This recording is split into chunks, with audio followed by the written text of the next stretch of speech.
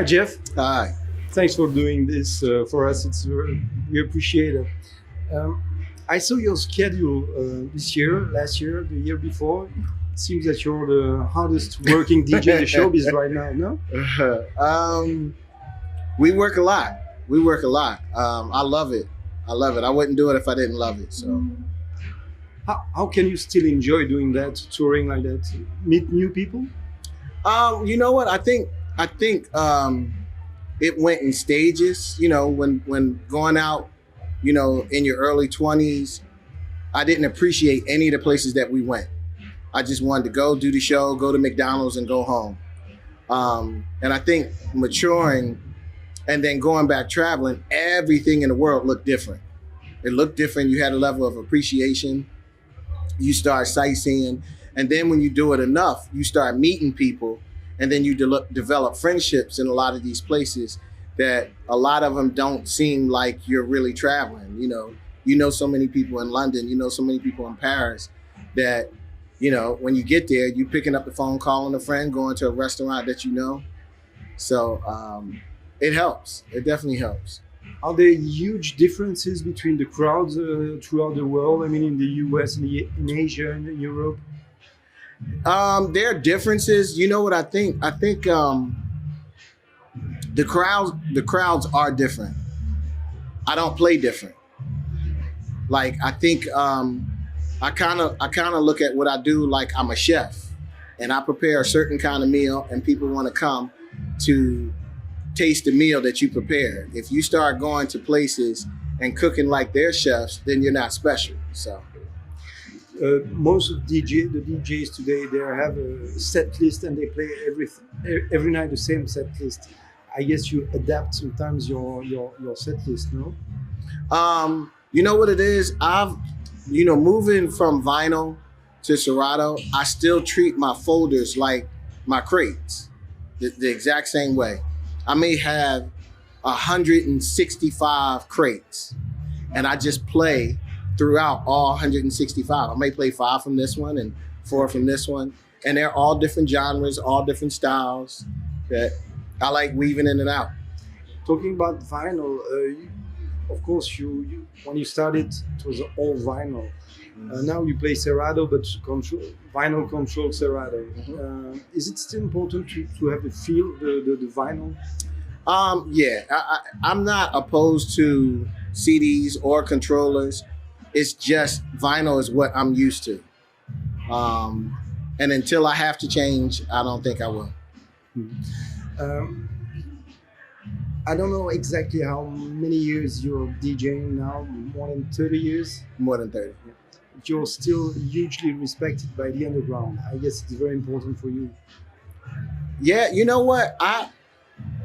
It's when I tell people when I started DJing, I would go out with maybe 3 crates of records, and I would have a hip hop crate because predominantly, you know, it's hip hop.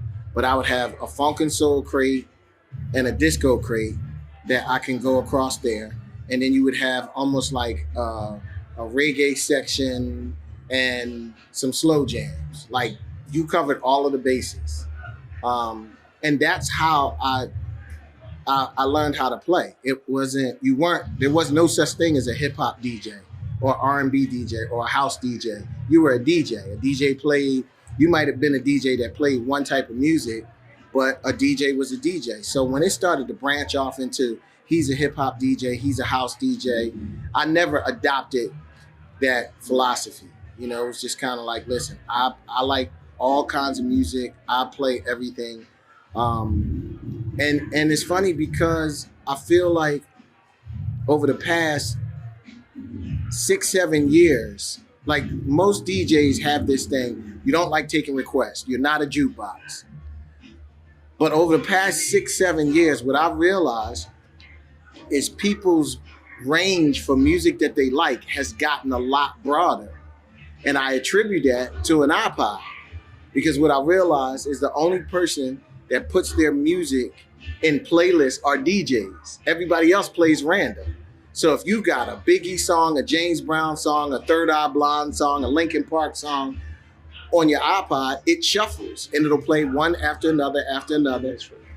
because I started realizing that I like throwing these curveballs in when I play. I like playing something unexpected or playing something that everybody's gonna look, because that's what everybody remembers.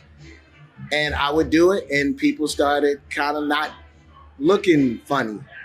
And I'm like, oh wow, like it's really opening up, that I think the crowd is being a lot more accepting to music. But people who are booking you today, they expect you to play music of today. It's not at all a nostalgia stuff. When people book people like Grandmaster Flash, people like that, they expect him to play older stuff. How did you manage to be still a hip DJ like that? I like all kinds of music. And you know what? Being relevant in something, all it really is paying attention.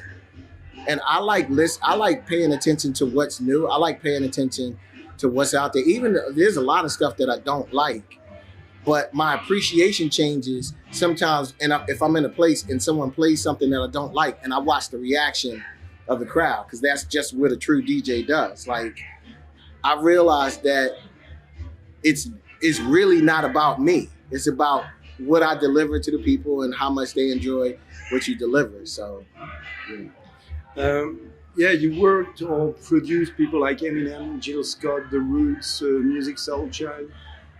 How do you work as a DJ? Do you pick up the song, especially? Do you pick up a musician?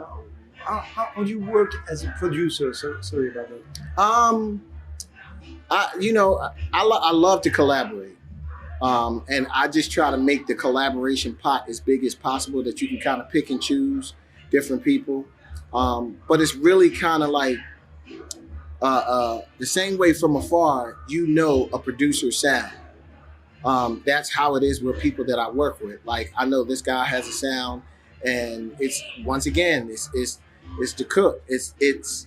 I want to mix this ingredient up with this ingredient because it'll be better than just that one. And that's how you just start moving it around. But that all came from collaboration. All of the records that I collected growing up was never one person making them. It was always a group of people.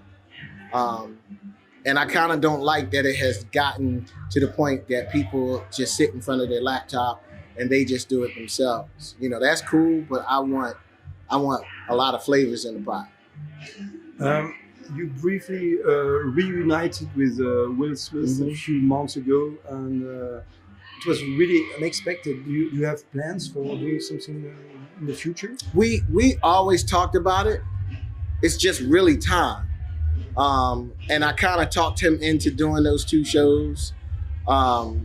Because I knew if the 2 shows went really, really well, it was going to open him up. And he's just kind of like, listen, just let me finish this movie and I'm ready to go on the road. So something is coming in 2018.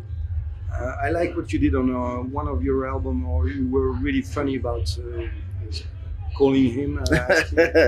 It's a joke between you, I suppose. Yes, always. People always want to know, and that's been going on for so long, that now people want to know if you guys are still friends. Do you still talk to him? Do you still hang out with him? So we just make a big joke out of it. DJ today, to DJ right now is much bigger stuff than 20 years ago. How do you manage that? Do you agree with that? The huge crowds, the huge stages. Do you like that? I mean, I don't hate it. I don't hate it. DJing is a lot like the stock market. For a long time, the stocks were down and they were stable, and then all of a sudden, the bubble burst. The bubble got really, really big. And it's just, it's the same thing with anything. I think, when everything kind of levels out, the people who have been around or the people who do it for the right reasons will still be here. But I don't hate the growth of anything. Like I saw, I really feel that the rise of the DJ had a lot to do with people kept pushing us in the back and not really giving any credit. Like, it was almost because you didn't pay any attention to it. It was almost like we didn't matter. Like, people think that they can just, be a DJ. Oh, that's nothing. And I think once that happened, the DJ community just got inside of itself and said, listen, we're going to show our work. You did all the scratching for the film Straight Outta Compton. Were you surprised that Dre asked you to do that? Yeah. He, I got a text message from somebody that I didn't know, and it was like, "Hey, this is Dr. Dre's assistant. Dre's trying to get in touch with you." And I was, "Oh, it's a joke." And then about 5 minutes later, I got a text message again, like, "Hey, Dre is really trying to get in touch with you." And I thought it was a joke. And then a business colleague of mine hit me and said, "Hey, Jeff, somebody from Dre's camp reached out to me and they're trying to get in touch with you." So I was like, "Oh, wow, this might be for real."